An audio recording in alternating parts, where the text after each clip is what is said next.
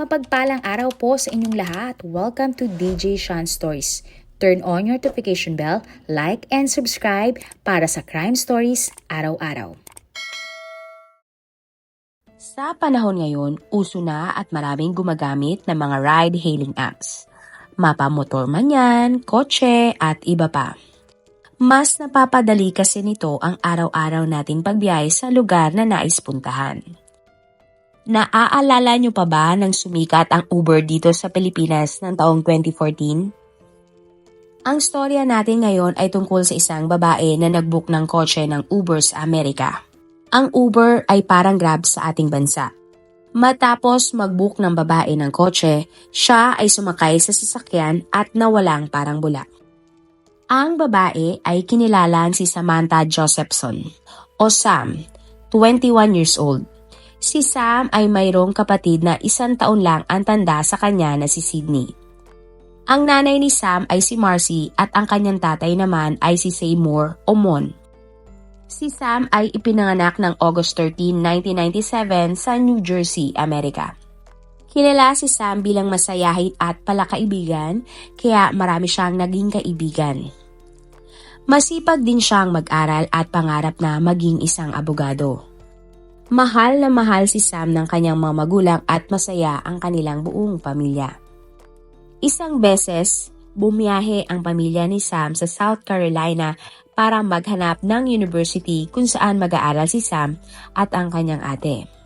Pinuntahan ni Sam ang University of South Carolina. Nakita ni Sam ang buong school at namangha siya sa ganda nito.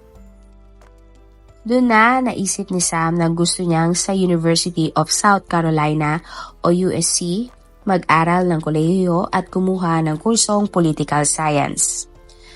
Noong una, hindi pumayag sina Marcy at Mon sa balak ng kanilang anak. Malayo kasi ang USC sa bahay ni Sam at halos 12 hours ang itatagal para pumunta doon. Nangangamba sila na baka hindi mapagsabay ni Sam ang pag-aaral at ang buhay na siya ay mag-isa lang. Subalit sinigurado naman ni Sam sa kanyang mga magulang na kaya niyang asikasuhin ang kanyang sarili.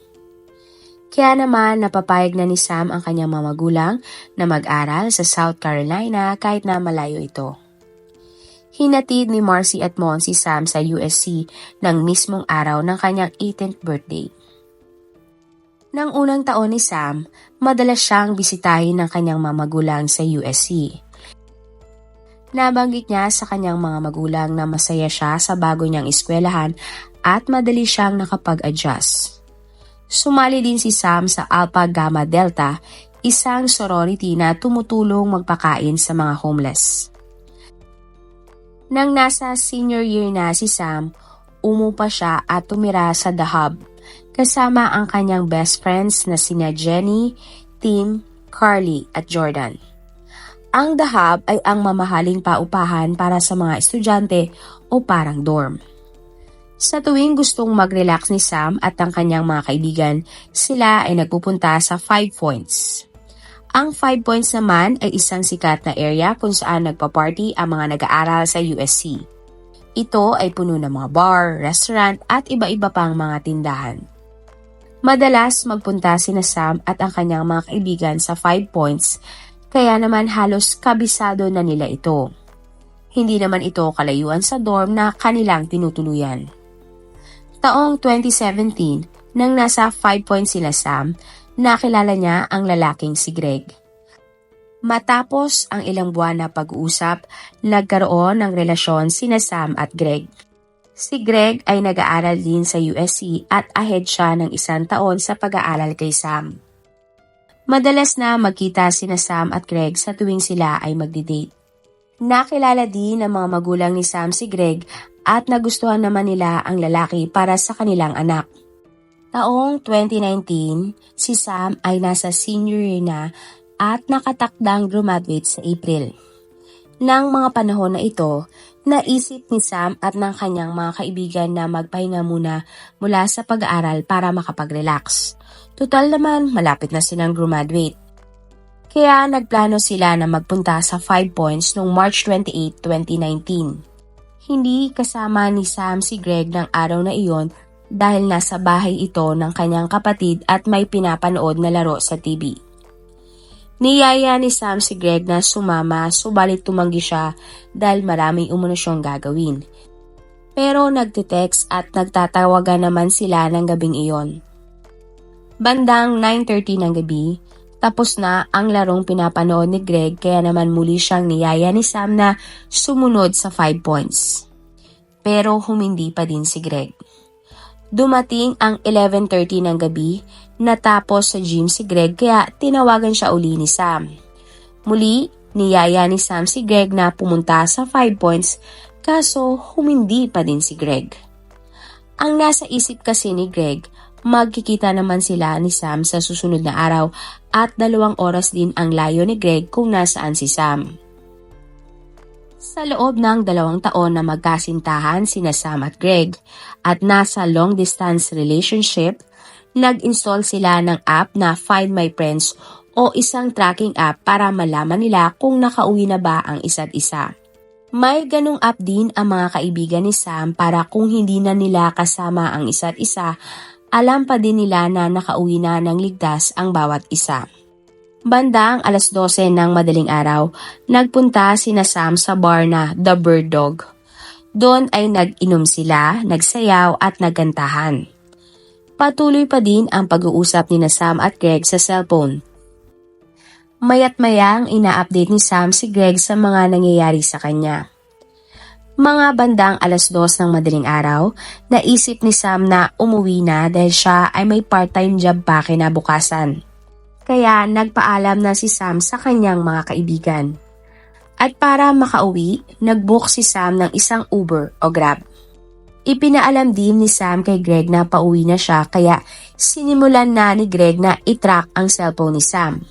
Bandang 2:06 ng madaling araw, makikita sa CCTV si Sam sa labas ng bar at tila may kausap sa cellphone. Makikita rin si Sam na nakasuot ng orange na damit, black pants at sandals. Makalipas ang ilang minuto, napansin ni Greg na ang binabaybay na daan ni Sam ay taliwas sa kanyang daan pauwi. Tinext ni Greg si Sam at tinanong kung ano ang nangyayari. Subalit hindi sumagot ang dalaga. Sinubukan din niyang tawagan si Sam ngunit ni isang beses ay hindi ito sumagot.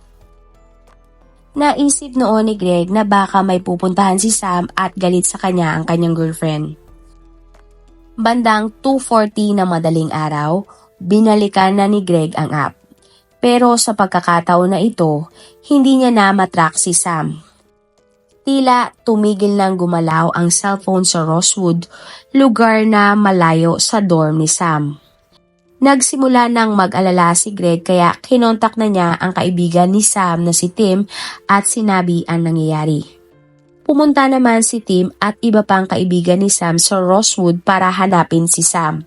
Ngunit makalipas ang ilang sandali na pag-iikot, hindi nila nakita si Sam o ang cellphone nito. Umuwi na sina Tim sa dorm at chinek ang kwarto ni Sam. Laking gulat nila na malaman na wala doon sa kwarto si Sam. Sinabi nila ito kay Greg kaya naman mas nag-alala siya kung nasaan na ang kanyang kasintahan. Sinubukan ni Greg na i-text at tawagan ang cellphone ni Sam ng ilang beses. At kahit isang tawag ay hindi pa din sinagot ni Sam.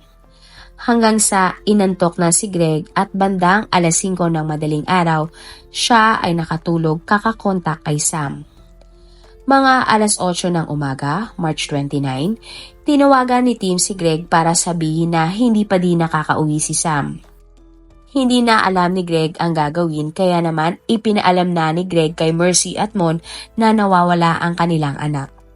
Dahil sa pag-aalala, bumiyahe naman agad ang mga magulang ni Sam papunta sa kanyang dorm. 10 oras ang biyahe ng mga magulang ni Sam papunta sa kanyang dorm. Nang mga oras na ito, bumiyahe na din si Greg papunta sa dorm ni Sam. Binuksan ni na Tim ang laptop ni Sam sa kanyang kwarto at doon nila nakita ang isang email ng resibo ng Uber. Sa email, sinabi na isang gray sedan na kotse ang naka-assign kay Sam sa kanyang Uber booking. Makikita din sa email na na-cancel ang binook na kotse ni Sam. Ang driver ang nag-cancel dahil ayon sa kanya, hindi sumipot si Sam. Sumunod na pinuntahan ni na Tim ang bar kung saan sila nagpunta. Nakiusap sila na makita ang CCTV at dahil suki naman sila doon, pinahintulutan sila ng may-ari. 2:06 ng madaling araw, nakita nila si Sam sa antayan ng kotse. Makalipas ang ilang minuto, 2:11 ng madaling araw, huminto ang isang gray na kotse sa harap ni Sam. Hindi pa man nakakasakay si Sam ay umalis na ang kotse at bumalik si Sam sa kanyang kinatatayuan. 2:12 ng madaling araw, isang itim na kotse ang huminto sa harap ni Sam. Lumapit si Sam, binuksan ang pinto at sumakay. Nagtaka si Tim dahil nakita nga nila sa laptop ni Sam na gray dapat ang sinakyan niya. Pero sa CCTV, itim na kotse ang sinakyan ni Sam. Marami tuloy tanong ang pumasok sa isip ni na Tim at labis na ang pag-aalala nila kung ano ang nangyari sa kaibigan. Nakarating na si Greg sa South Carolina at sinabi ni Tim ang natuklasan nila sa CCTV.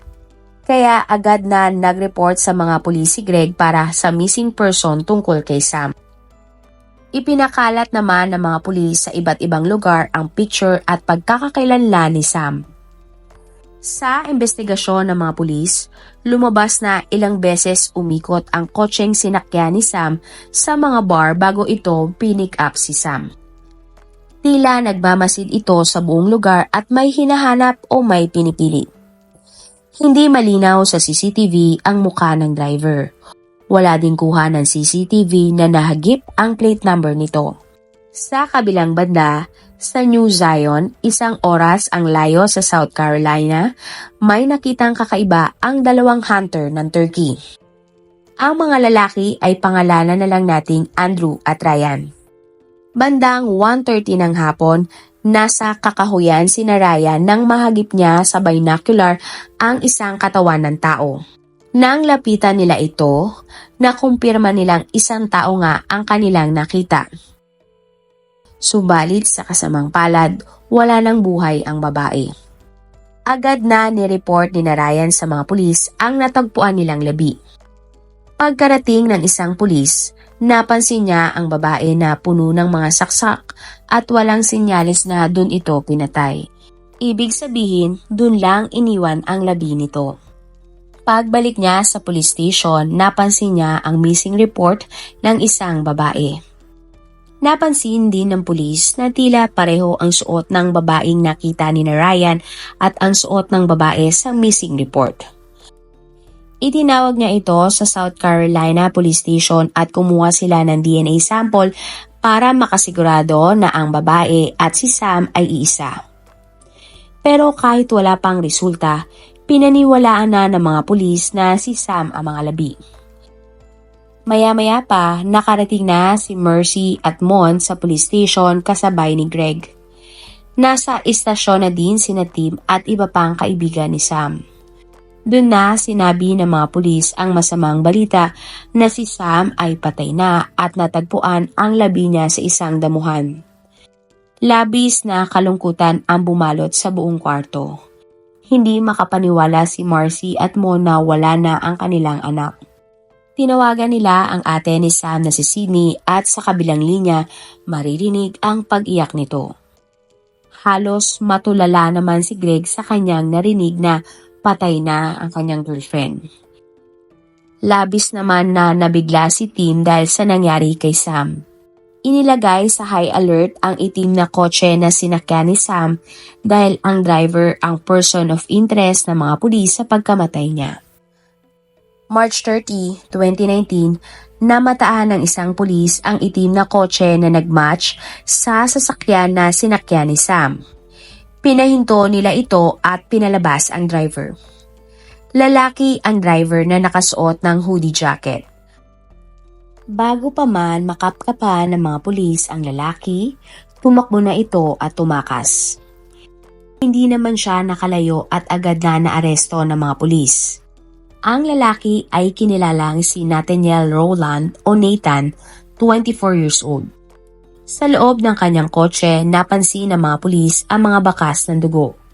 Nakita din nila ang isang cellphone at ito ay pagmamay-ari ni Sam.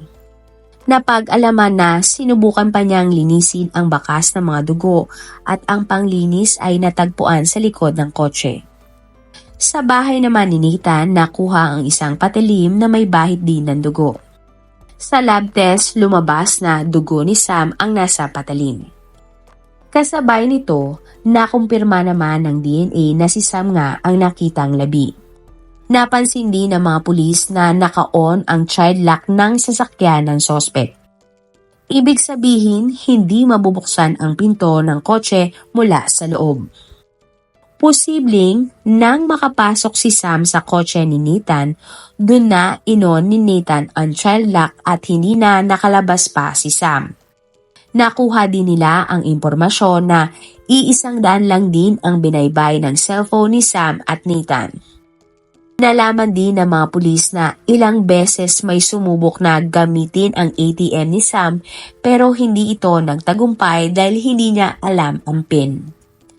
Sa interogasyon, sinabi ni Nathan na kahit kailan ay hindi siya pumunta sa New Zion kung saan natagpuan ang labi ni Sam. May mga tinanong pa ang pulis kay Nathan pero hindi na ito sumagot pa.